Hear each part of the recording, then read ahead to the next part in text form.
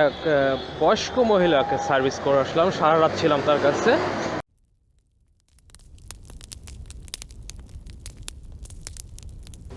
আসসালামু আলাইকুম প্রিয় দর্শক, আমি আমিরুল মোমিনিন মানিক আপনাদের প্রত্যেককে আমন্ত্রণ জানাচ্ছি চেঞ্জ টিভির স্টোরি অব দ্য ফায়ার অনুষ্ঠানে।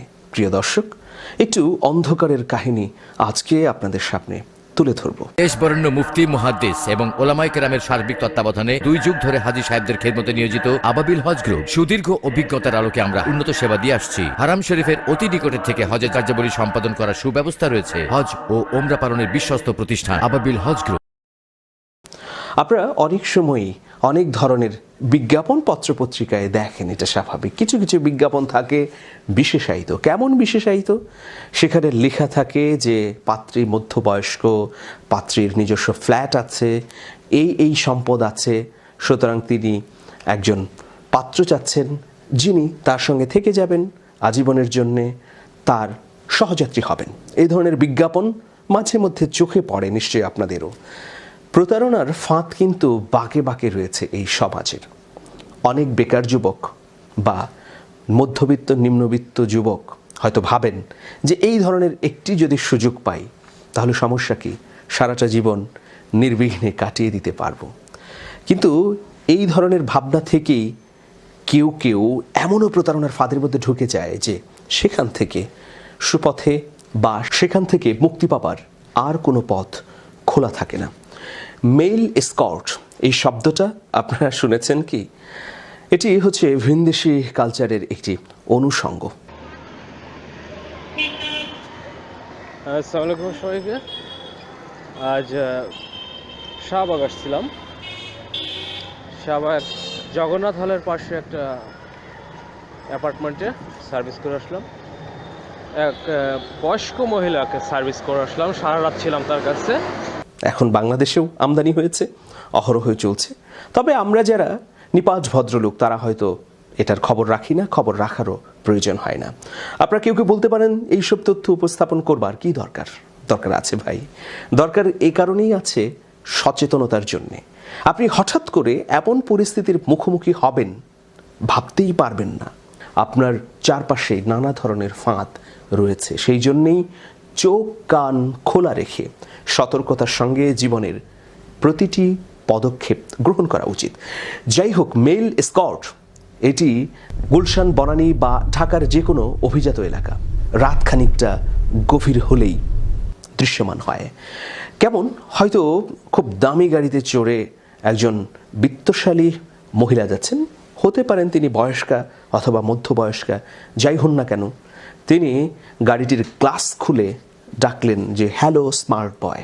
তারপর দেখা গেল রাতের অন্ধকারে একটা সুঠাম দেহি পুরুষ কোথাও দাঁড়িয়েছিল, সেই পুরুষটি গাড়ির সামনে এলো, তাকে গাড়িতে তুলে নেওয়া হলো। যদি আপনি এই ধরনের ঘটনা প্রথম দেখেন তাহলে সিনেমার মতো মনে হবে যে কি ব্যাপার, একটা গাড়ি আসলো, হ্যালো স্মার্ট বয় ডাকলো, তারপরে ওই ছেলেটি বা ওই যুবকটি গাড়িতে উঠে গেল। রহস্য কি? রহস্য এর মধ্যেই আছে। প্রিয় দর্শক, একটা ছদ্মনাম ব্যবহার করছি, রেদওয়ান। এই যুবকটি দোভাষীর কাজ করতেন। এক আমেরিকান ভদ্রমহিলা, তিনি বাংলাদেশে আসার পর দোভাষী খুঁজছিলেন। তারপর তিনি রেদওয়ানের খোঁজ পান, তার সঙ্গে কন্ট্রাক্ট হয় 15 দিনের। ওই আমেরিকান ভদ্রমহিলা 15 দিন ঢাকায় থাকবেন, ঢাকার গুরুত্বপূর্ণ স্থানগুলো ঘুরে দেখবেন। এর জন্য সহযাত্রী হন রেদওয়ান টাকার বিনিময়ে। এরপর এভাবে 15 দিনের মধ্যে 7 দিন অতিবাহিত হবার পরে সেই আমেরিকান ভদ্রমহিলা তাকে বিছানায় যাবার প্রস্তাব দেন। রেদওয়ান তখন প্রস্তাবে রাজি হয়ে যান। প্রস্তাবের বিনিময়ে তিনি মোটা অঙ্কের ডলার পান। এরপর থেকে রেদওয়ান জড়িয়ে যায় মেল এসকর্ট গ্রুপে। এই গ্রুপে জড়াবার পরে সেখানে সে দেখতে পায় যে এটি একটি অন্যরকম জগৎ। সেই জগতে পা বাড়াতে বাড়াতে অনেক ধরনের তথ্য বেরিয়ে আসে। সেই তথ্য রেদওয়ান জানায় কয়েকজন সাংবাদিককে। সেই সাংবাদিকরা যে তথ্যগুলো পেয়েছেন সেগুলোই আমি, প্রিয় দর্শক, উপস্থাপন করছি। ওই যে শুরুতে বলেছিলাম যে বিভিন্ন ধরনের বিজ্ঞাপন দেখা যায় যে পাত্র চাই।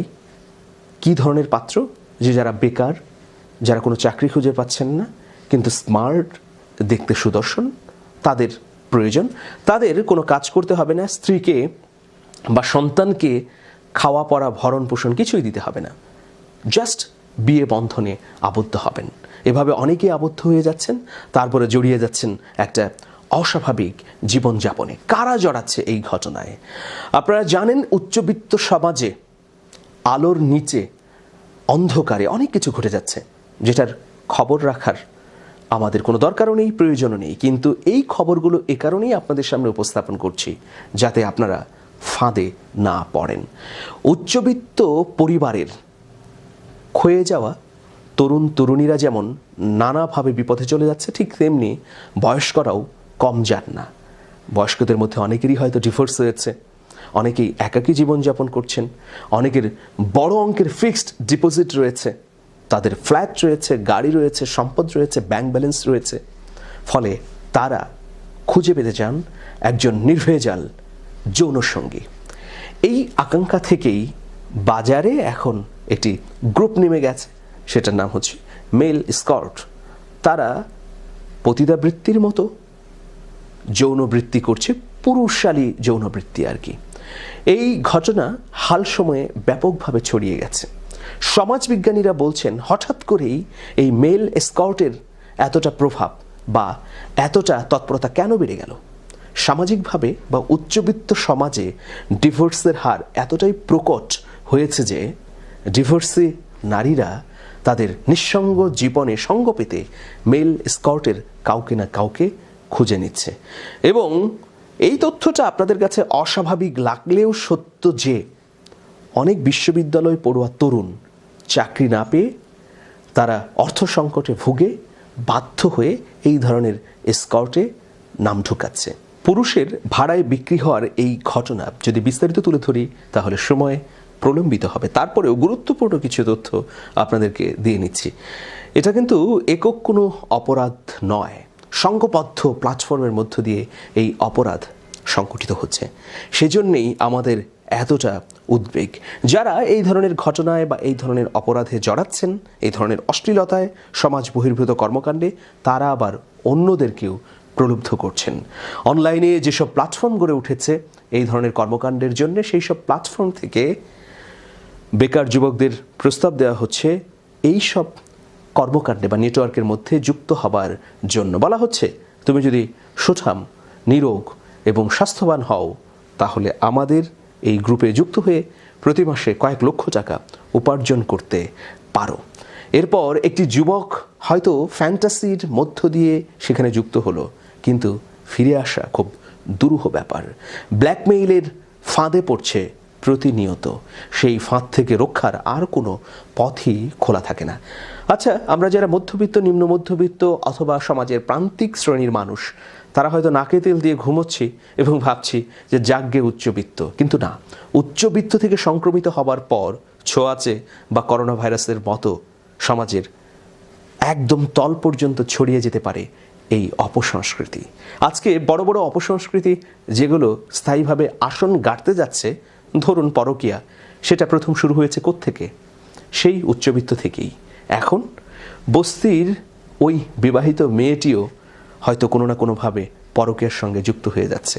এই ধরনের দু একটি কেস স্টাডি যদি আপনাদের সামনে উপস্থাপন করি তাহলে বুঝবেন এই ধরনের জীবনের কি অসহ যন্ত্রণা, এই ধরনের জীবন কতটা অস্বাভাবিক, মৃত্যুর মুখোমুখি হবার মতোই। প্রিয় বন্ধুরা, সমাজের এই পচা গলিত ভিনদেশি সংস্কৃতি যেন মধ্যবিত্ত শ্রেণী বা নিম্নবিত্ত শ্রেণী বা সাধারণ নিপাট জীবনযাপনকারী মানুষকে আক্রান্ত না করে, সেটাই আমাদের প্রত্যাশা। প্রিয় দর্শক, এই যে মেল এসকর্ট, এই মেল এসকর্ট এবং তাদের নেটওয়ার্ককে বন্ধ করার জন্যে আমাদের কি কিছুই করার নেই? আইন শৃঙ্খলা বাহিনী থেকে শুরু করে সমাজের সচেতন বিভিন্ন মহল কি এগিয়ে আসতে পারেন না এইসব অপকর্ম বন্ধ করতে? এই প্রশ্নটি আমি রেখে গেলাম। তবে প্রিয় দর্শক, আমরা যখন সমকামিতার বিরুদ্ধে কথা বলেছিলাম, সেই কথা খুব শক্তভাবে আমরা বলেছিলাম। এই কথা বলার পরে যে ভয়াবহ অভিজ্ঞতার মুখোমুখি হয়েছি, যে ভয়াবহ জীবননাশের হুমকির মুখোমুখি হয়েছি, সেটি যদি আপনাদের সামনে প্রকাশ করি তাহলে এক বড় ধরনের গল্প গ্রন্থে পরিণত হবে। সমাজের তলে তলে তারা যে কতটা শক্তিশালী হয়ে গেছে, তাদের যে অবস্থান সেটা কতটা পোক্ত, তাদের নেটওয়ার্কে হাত দিলেই কেবল বোঝা যায়। সমাজের যাদেরকে আমরা সুশীল ভাবি, তাদের কেউ কেউ সমাজের যাদেরকে আমরা গুরুত্বপূর্ণ ব্যক্তি ভাবি, যেসব প্রতিষ্ঠানকে আমরা খুবই বিশ্বাসযোগ্য মনে করি, সেখান থেকে যখন নিষেধ আসে, নিরুৎসাহিত করা হয় এবং সরাসরি বাধা দেওয়া হয় যে এগুলোর বিরুদ্ধে কেন কথা বলছো, কেন নিজের জীবনে বিপদ ডেকে আনছো। সুতরাং খুব সাবধান। শেষ কথা হচ্ছে নিজের সচেতন নিজেকেই হতে হবে। আমি যদি স্বেচ্ছায় ফাঁদে পা দেই, তাহলে যে বিপদ সামনে আসবে সেই বিপদ থেকে রক্ষা পাবো না। আবার বিপদে পড়ার পর আমি যদি আশ্রয় খুঁজতে থাকি, তাহলে নিঃসন্দেহে সেটা বোকামি ছাড়া আর কিছুই নয়। সুতরাং আসুন চোখ কান খোলা রাখি, প্রতারণার ফাঁদ থেকে দূরে থাকি, অন্যকে তথ্য দিয়ে সহযোগিতা করি। ভালো থাকবেন, শুভেচ্ছা নিরন্তর।